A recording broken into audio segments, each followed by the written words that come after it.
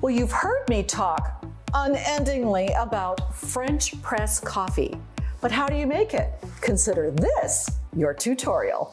Do you break into a sweat with even the thought of having company? I'm here to help. After trying just a few of my hosting tips, you'll be more than ready to say, come on over. The best French press coffee starts with coffee beans. That's right.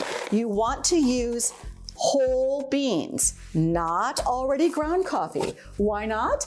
Because already ground coffee is fine ground, and you want to do a coarse ground or a rough grind of your coffee beans. So I just put in enough to kind of fill it up, and I'll show you what I mean by that.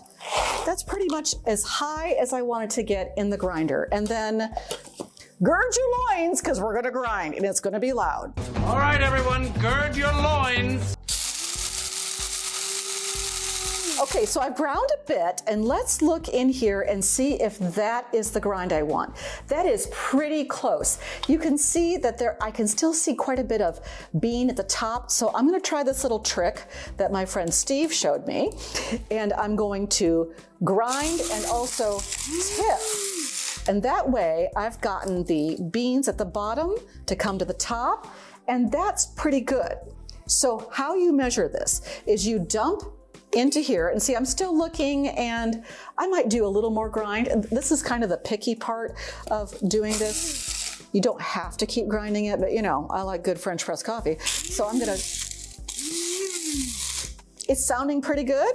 So I'm going to put it in here, and I want it to get to kind of the lower level, and by lower level, I mean, I want it to be a little below this base. Now this is a glass French press. There are ones out there that are metal, just as good and probably better because it keeps the coffee hotter longer. All right, so if you can see down in here, I've got pretty much the base of this full. You know, there's just a little bit more, so why not dump it all in? There we go.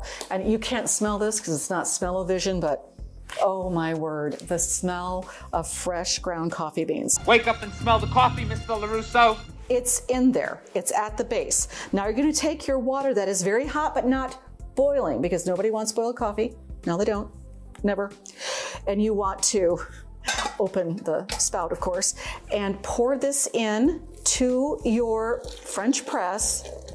If it drips, that's okay, that's just what happens. And we're going to get it mostly full, but not all the way full, because it needs to steep.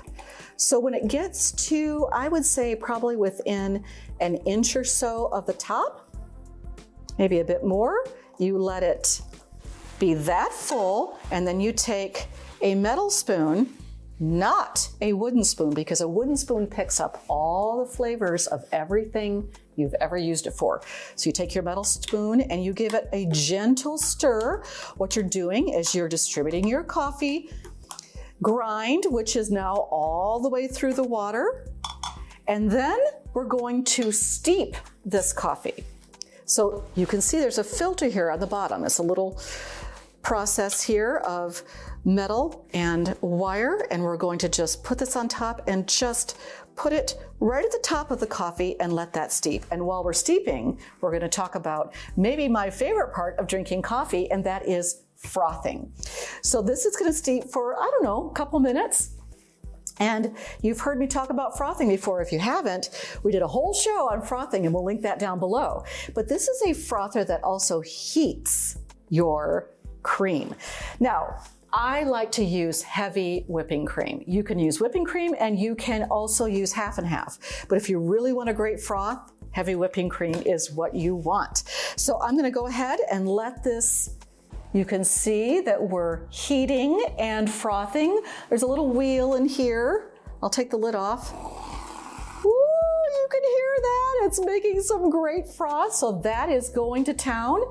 And now I've got my mug ready. And if you really want to keep your coffee hot, you want to pre-warm this mug with your hot water that you have left over. Just put it in here, pre-warm your mug, dump out your water before you're going to have your coffee. I'm gonna drink it right away, so I don't care. But what I will do is while this is frothing, I will go ahead and take my sugar and put it down here in the base of my cup. Pro tip, put your sugar in first so that when you pour your coffee into your cup, it already starts working on it, because as this is sitting here, it's getting cooler by the second. So you want the hottest coffee into the sugar and help it melt. And stir it too. All right. Let's see, it's shut off. We are, oh, it's frothy goodness. Now we're going to take this and we're going to plunge. What we're doing is we're taking all of those coffee grounds that were distributed in the water and we're pushing them towards the bottom. This is different from a drip coffee where the water comes through the grounds and down in. This coffee was distributed and we're pushing it to the bottom. Now, I want you to see how thick and rich this coffee is. See how dark it is? Now I did use a Guatemala dark, so that's also part of it. And I don't usually want a huge amount of coffee, so I'm gonna stop right there. I've got my sugar in there. I'm gonna use my giant spoon, give it a little stir. It's already dissolving, awesome. Then I'm going to take my beautiful froth, look at that, and I'm going to pour it in as much as I want. I will sometimes even get in there with my spoon and get it in there. And I want you to look at this beautiful cup of coffee. Let's have a sip.